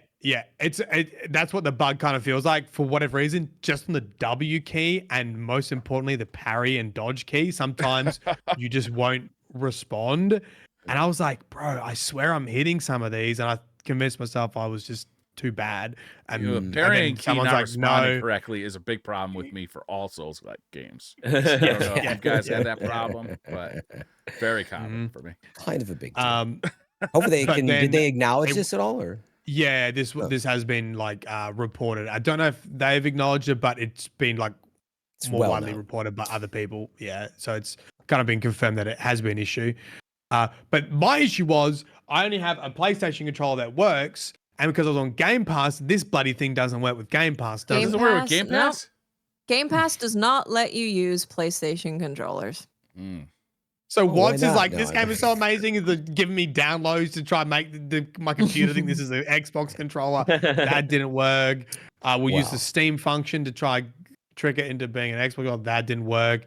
And Watch is like, I've just gifted you the game on Steam. Enjoy. Yeah, I was gonna say, if you can afford it, then it sounds like go buy it on Steam or Epic on PC. Well, or if you've got an Xbox controller, you're fine. It's just word of warning. Like, depends on what controller you have if you're playing on PC. I just found my original Xbox One controller. I had lost it 5 years ago, and I found it in a box in the basement. Like I knocked it over by accident, and out it Huge. clattered with a bunch of one of my kids' stuff. So they had stolen it 5 years ago, thrown it in a box in the basement. I've been looking for it for 5 years. Amazing. Wow. Yeah. Another one for the backlog that I cannot wait for. Yeah, right. Right. You gotta play it. I think I'm gonna jump on this this is- one. I've been right wanting away. to play it since I saw it in the. This is the game. development. This is a game where like no, this is like industry defining, industry changing. One of it. I very well may end up being my favorite game ever. It is Whoa. just It's gotta be up there. phenomenal across the board. Everything they do, Yeah. like, and it just keeps getting better. I have, I think, 30 something hours in. I want to say 39, almost 40. And it just keeps getting better. How much? Love that. Still getting What's better. like I the can't wait to see expected it. time to play on this? 30 hours is I was the saying main 30, yeah. campaign. Yeah, 30 hours is the main campaign. I was at like 20 hours coming out of Act 1. Okay. So Yeah. there is Never I would buy say I would say at least half of the game is like side stuff that you can go and do. Just imagine the game is like trying to drag Watson to Act 2 and she's like clawing at the floor like, no! Yeah, I never yeah. Let me buy stay. those numbers though. The way it's part of it's because the way I play games, but I just feel like it's people running and tapping that skip button and like just I got to get this game done, which everybody's got their lives to live, but every time I play these games, yeah. I'm like way over. I'm like, are you even looking at stuff? No, You know? they're not. They're just They're- like, like, cool. that I watched is just cutscene and did the doing- fight. It's so much fun, which is That's fine. just doing the main thing. You're missing out on so many weapons and build possibilities and outfits and side yeah. stories and Outfits matter. and boss And again- fights. So many boss fights. Yeah, right. And again, I'm Or not side shaming. quests. You can I play games I how you try want. not to. But I I'm just try not saying, to, Fran. I I'm am just It is saying the the wrong way to numbers. play games. The numbers are factoring that in, and so every time I hear it, I'm like, You're nah. not video gaming correctly. But You're- plus, the you're- way you play a you're video game missing offends half me. the Stop having game. fun. I will say, You're missing okay. half of it. The Stop it. other context is I worked with game reviewers and was one for so long, and I talked to people, and like I watched them play it and how they did, and I'm like, that is not an accurate representation of how long that actually is. Like you're always underestimating what it really would be in a comfortable environment. Yeah. So anyway, Have you ever watched me Enjoy get your games lost if in you a can. maze? Hours lost. Mhm. Exactly. Oh, I end up going the way that I just came and then going, oh, I just came from here. And then I'll get into a fight. I'll get turned around. I go back again. I'm like, oh, this is where I came from. I'm, This just happened to me because it's like the first level. There's like this tree that you can kick down, and I Yeah, didn't yep. realize that it was like basically a shortcut. It was like a big circle. So I went and explored the entire circle one way, and then the other way, and I'm like, wait a minute, I don't understand which way I'm supposed to go. I've been every way. And like 2 hours spent just fucking around in that circle. right. Yeah, I'm Let me hour tell you. 100. A good game, you don't want it to be 30 hours. You Right? don't. You want to be in that world and experiencing that for as Sometimes long the as you game was can. good because it was short, though. Like. Well, yeah, I some- wouldn't want to play South of Midnight for like 80 hours. Yeah, sometimes like brevity is a key feature. Yeah, no, I don't want to feel be like- long for the sake of it. Mhm. Expedition 33, because there's no like new game plus, is there? Or is that a spoiler? There is a new game plus, I spoil think. anything. But I have I was gonna no say, idea this what's in there. This feels like a new game plus. This feels like, you could do challenges yourself if you really wanted to do it again. Like, I want to make a different build. I want to make this person be a tank, the 16-year-old be a tank. I want to do, permadeath. If someone goes down, all right, they're cooked. Like, never bring them back. Make them leave the party. See if you can go through again. But I mean, I it's would so love good. to play again. I would love to play again and do different builds for all of them. Yeah, you could do different builds for each of them. You do fun Yeah. builds. You can do some. Story's good. different- Story's interesting. Amazing. Keeps you Story's Yeah. incredible. It was really Yeah. good. Good. Yeah, I Yeah. mean, between the sales and Watts reception, the stuff I've heard, and I was already excited. But I mean, it really seems like this is probably going to be in the top, for sure, 5 game of the years. Like even not Right, it'll be knowing a what's coming, contender. it just feels like it's probably going to be one of those in the conversation. Like It's because the currently reaction's the highest player rated game on Metacritic ever. player ever. rated. Wow. Yep. Which is crazy. That's dope. Wow. Nobody's bombing it, you know? Like, because even, right? And normally there's even like, there's And somebody's it's gonna very bomb it. woke, so I'm surprised. It can't, there's no way it is, or it would be bombed. There's right? girls in it. Oh, And- yeah. Well. Oh, people did get mad Disgusting. on They Twitter hate that that. there were black people in the game. So Oh yeah, that's yeah, oh, you that's could see them in the That's- crowd. Do the you could girls have see- clothes on? Because I hate that. Yeah, that's terrible. There's too. clothes and not clothes. To be Oh. honest, There's people in it? Yeah. Oh, man. Can't believe that. Oh, the world sucks. It does. We've covered off on a few of those topics tonight. Yep. Go play Um, good video games and We probably distract shouldn't. yourself. I mean, we don't have to touch on this now, but there's Chesstiny and the reveal and the teaser trailer for Destiny. There's also Yeah, they Borderlands had a 4 new was revealed cutscene. in depth. There's a new Destiny cutscene. I don't know what happened with Chesney. I just watched the cutscene. Yeah, we should probably talk really fast because We should definitely talk about Yeah, it. big Yeah, I know community nothing about event. It was a Everyone got really huge excited about it. community event. Yeah. Do you know about it? TD? So basically, what happened was, if you weren't aware, so in Destiny this week there was this, you go to visit Eris Morn if you're up to date Yeah. with the lore and the in story the other there. realm. Yeah, you go to the other realm where she hangs out, and then if you were to like jump off the side of that floating platform, there's like this secret room underneath that So you like can kind of little- like wrap into. Apartment down there. Yeah. And down there on the table is a chessboard, and when you activate it, it actually loads you in, like it shrinks you down into this throne world where you're on the chessboard. And the previous week you could there was this whole event where you could go collect chess pieces, right? Well, how many you collected then translated to how many moves you could make on the chessboard in this chess room world that you were in, right? And so it's a sequence of puzzles. The game would basically give you a setup on the chessboard, and you would have to do some moves to create checkmate. You would solve that one, it would queue up another one, so on and so forth. The number of puzzles you could solve before you ran out of moves would get you loot, like a adept gear. You could get eventually like an emblem, a shader, a ship. Like it was just big series of stuff, and it unlocked a new cutscene. So big event, but basically you had to, the community had to come together and eventually share these codes. They'd go to a website, plug in all these codes Yeah. it was like Corridors of Time all over again, right? Everyone Yeah, had that's to what be people are involved. saying. Everyone had to share their information, or else we couldn't get through it. Yeah. Yeah, it was wild. Why'd you have to share information? I understand all the chess part, but what did the information give you? Because it was like challenges, right? It was like it wasn't just playing chess, but it was like doing certain moves in certain amounts of time, or like it was specific kind of challenges within chess. But you couldn't solve it without the more information. Basically, yeah, it was like, so then eventually there was like a QR code that would take you to this website, and you kind of got like puzzle pieces based on the code that you were given. And so we just needed more people to keep solving and plugging in their codes, because eventually it was like, well, we're just missing a few pieces of the puzzle. So everyone keep going in there, keep solving, and keep posting your codes, and eventually we'll fill in the gaps. So Like the Bungie did a couple ARGs basically within 30 days of each other. They were a little busy The between ARG team's marathon putting and in work. yeah, but it's Yeah. funny how it's so that is so Bungie, right? But everybody seemed to enjoy it a ton, and then it unleashed this new big cinematic, which is probably the thing to talk about. They had teased it, right? Like it looked like we were gonna go somewhere, and now the Drifter is telling us a little bit of, I had to go far.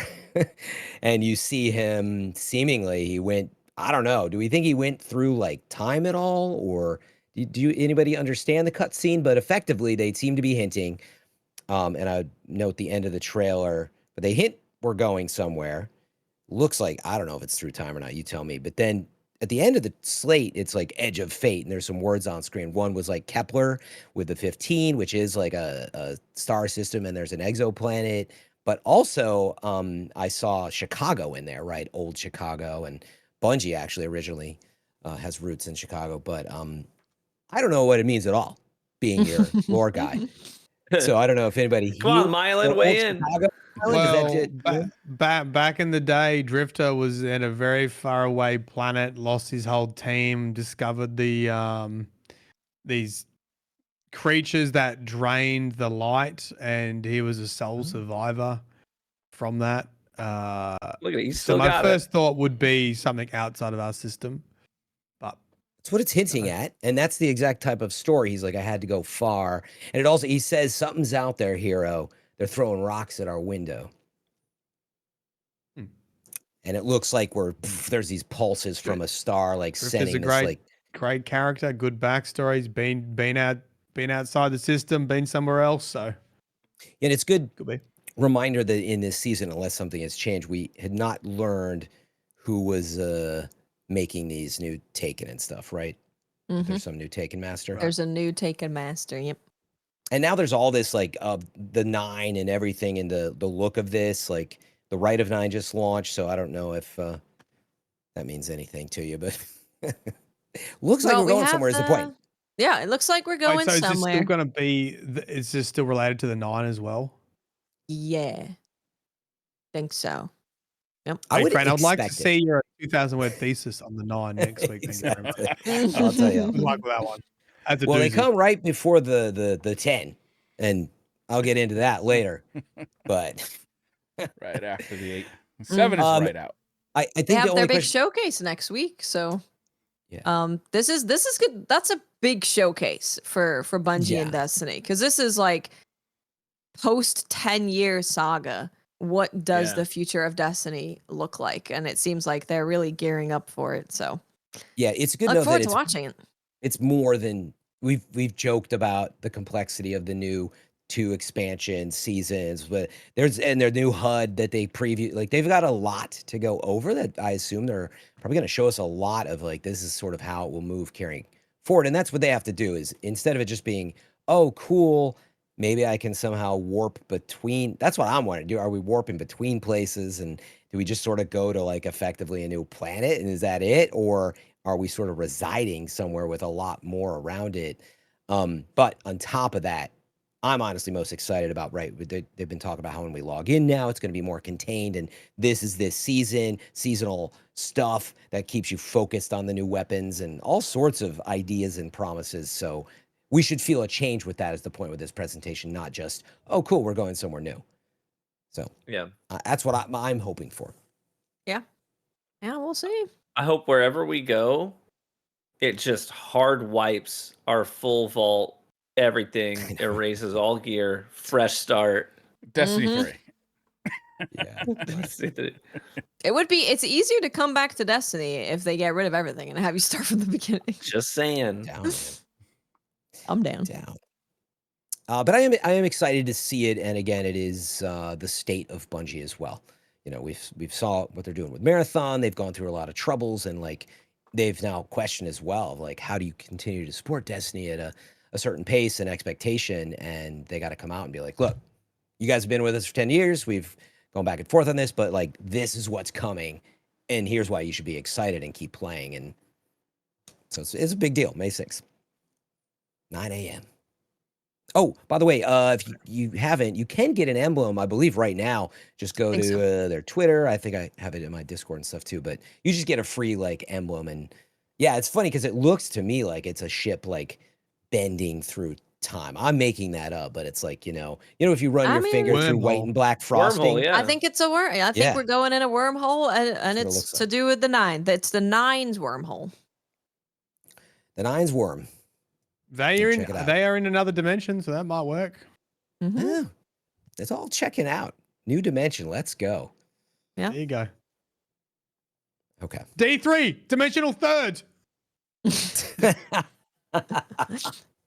Holy crap! dimension. You blew my mind. Actually, D3.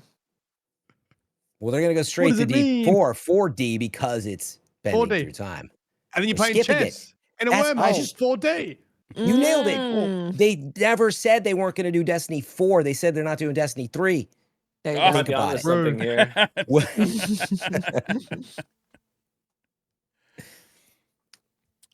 Should we do some questions? Yeah, I think think so. we can hit on some of the other stuff next week, I think. Yeah, maybe Yeah. chat Borderlands next week. Yeah, maybe next week because I missed the Borderlands stuff and people seem pretty excited about it. So Be a good one. And for now next it's week. coming out on the 12th instead of the 23rd, so you Yeah, can love play that. that. Oh, yeah, we didn't before- cover that. and what but- month? When? September. September. Septiembre. It's 11 days before It was marathons. coming out the same day as Marathon. Now it's coming out earlier. Hit us, Briar. Second Son 22 says, is console gaming cooked? I mean, based on Nintendo Switch pre-orders, I'd say no. Yeah, what's the content? PC gaming's No? also cooked. We're all You know, cooked. The whole do you gaming want to universe is cooked. pay $600 for a console, or do you want to pay $1 billion for? I mean, and then you can You wanna buy pay one game a year. 4,000 for a This graphics is- card.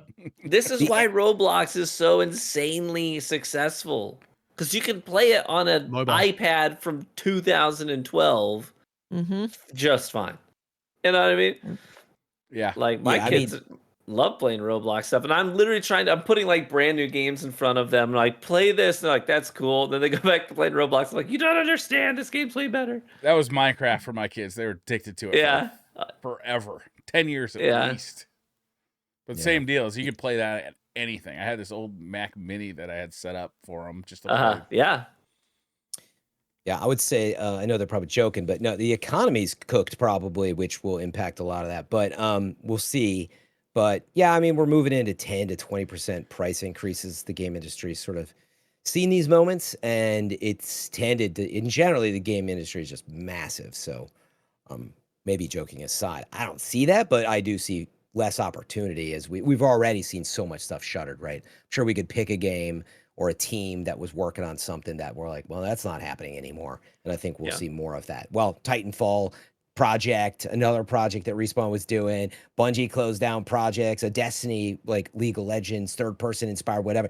All of this is right. That's the downside that we're seeing. But I think people are still going to buy a crap ton of Mario Kart World and GTA 6.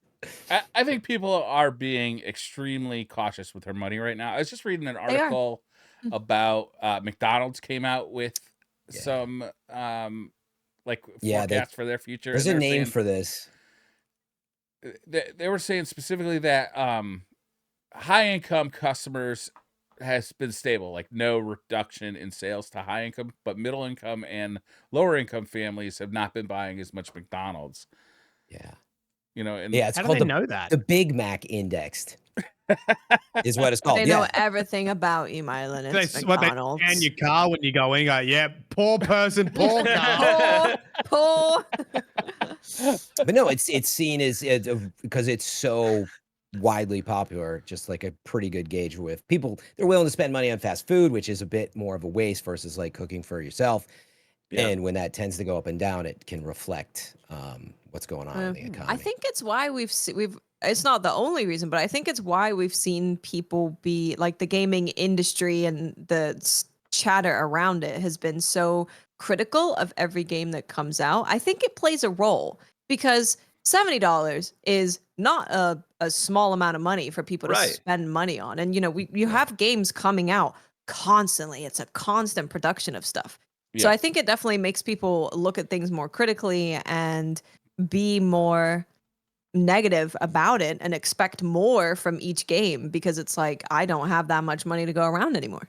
Yeah. And be and really I think disappointed when something comes out buggy or not finished, Yep. Like, yep. I just spent You're like, I spent my one thing. Yeah. The one thing for my entertainment I spent on this and I can't play it, or it's, it's not what I thought it was going to be. Yeah. And I assume you see like in free to play, right? Like where people are more willing to like sort of throw, money on the table, that goes down. But then also I wouldn't be surprised on the hardcore side, there are people who just like us that buy tons of games, even though you don't finish and play them, Briar.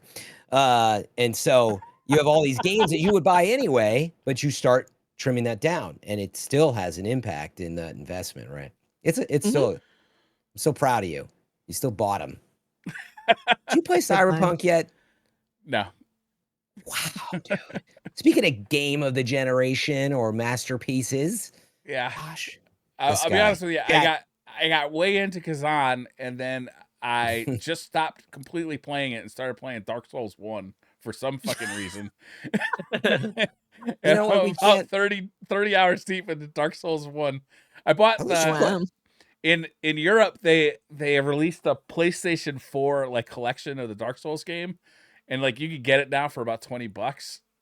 So I just got that. And See, Well, there you go. That's why. That's why this you're is like, where it oh, will happen. Dark Souls. Well, you're playing great stuff at least. You know, I Yeah. can't You are. fault you for that. Speaking of Soul stuff, tomorrow there's going to be a big Night Rain trailer. So that's coming out soon, we'll right? have End of this coming month? out this month. Yep. Man. Another Yeah. extraction game? Rikey. What?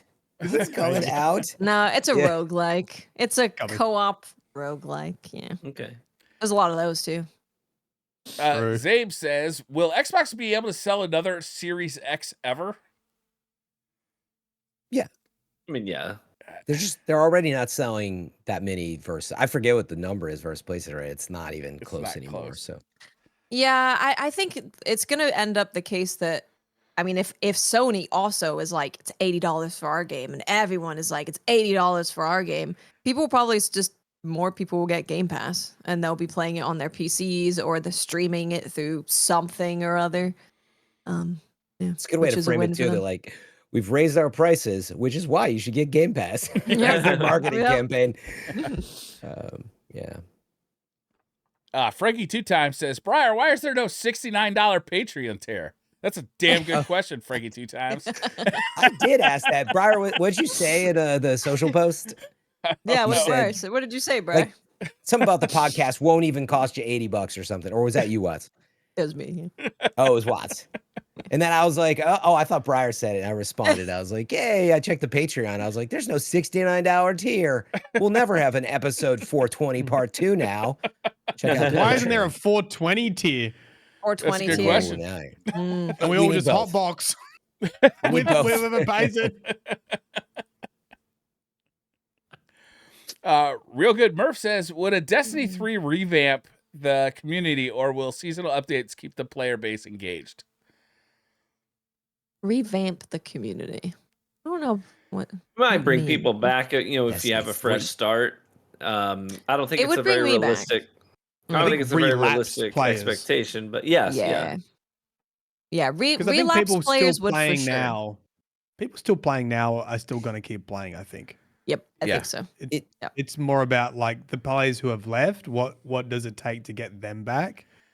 And I Players think who would have have to be left, but also significant players changes. who are intimidated by like, oh, this game's been out for True. years. Like, I don't want to just Yeah. like jump in the middle. Yeah.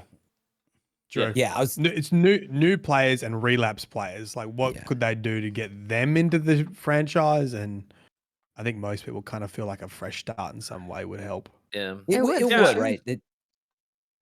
Go ahead. We all Go on, said that. Fran. I was just gonna say, remember the Destiny 2 logo? There's a reason that the Activision knows, like, you throw the big 3 on it or whatever. Like, it brings in new players, fool me thrice. It all happens again. But the point is, the real player base, like, you need to show them something. It's funny because Yeah. I'll ask people sometimes when they're like, man, I just want Destiny 3. I'm like, cool, what do you want them to change specifically? And they always freeze for the I mean, it's not that they don't have a list, but they can't quite specifically describe what Destiny 3 is. They want it. Yeah. I think that honestly, I don't know if Bungie needs to get like a ton of new people interested in Destiny as much as they need to get the people who love Destiny back into Destiny. Because when Destiny was at its peak, it's a thriving game and it's very successful, even monetarily speaking. So I don't know. Maybe a Destiny 3 should be more about just getting people reinvigorated about Destiny again, rather than trying to. Because I think that actually some of the times in Destiny's history when they've tried to make it more appealing, they've actually lost some of their core audience in doing so. Yeah. Does that make sense? Yeah. Yeah. Totally. Yeah, absolutely. That's all I got for Who tonight. knows? Awesome. Bad. Yeah, I am gonna be playing more No Rest for the Wicked. They had their Biggest update ever come out yesterday. It's like 10 gigs an update. New story, new cutscenes, new explorable areas, new weapons, new weapon types, new bosses, new enemy factions. It's kind of everything. It's basically doubled what's in the game. Have Just they across the board. announced the date on a 1.0 version yet? Nope. Is it expected this year? I don't think they expect it at any time. Yeah. Just They're just yeah. when it's They're ready. just they're just adding content to it. I think next up is co-op. They were going to do co-op first, but they wanted to add more content for people to play together in. So they did this first. So co-op will be next. I really had fun with it when I played. Was that last year that it initially launched? Yeah. Or initially, It's been about a year, I think. Early last year, I think. Yeah. I really enjoyed it quite a bit. I'm looking forward to it. I just actually saw a post on Twitter today about the Steam Deck compatibility of the game and how that's been updated over the years. 'Cause It has been updated now. it Yeah, was people are not playing Steam it Deck in compatible when it came Yeah. out. But I know people who are playing it at 60 FPS with settings on low, but they're playing at Yeah. a consistent 60 FPS on Steam Deck, which Wow. is pretty huge. yeah, that game is really fun. All right, Yeah, should we so wrap we're this one gonna- up? Yeah. Yeah, Thank you all Yeah. for joining us. yeah, appreciate y'all. Might be too late, but I'm Bye. checking. It looks like Cyberpunk 2077 is on Steam Deck, Briar. Oh, that's fantastic. Honestly, I think my Oh. eyes are getting too shitty for mobile gaming. Like, I honestly, like, I think my days of mobile gaming, like, the thing just keeps having to get farther and farther away from my face because I'm getting fucking old. So now you're like just Yeah. Like, how big is that Switch 2 screen? Like, how big is it though?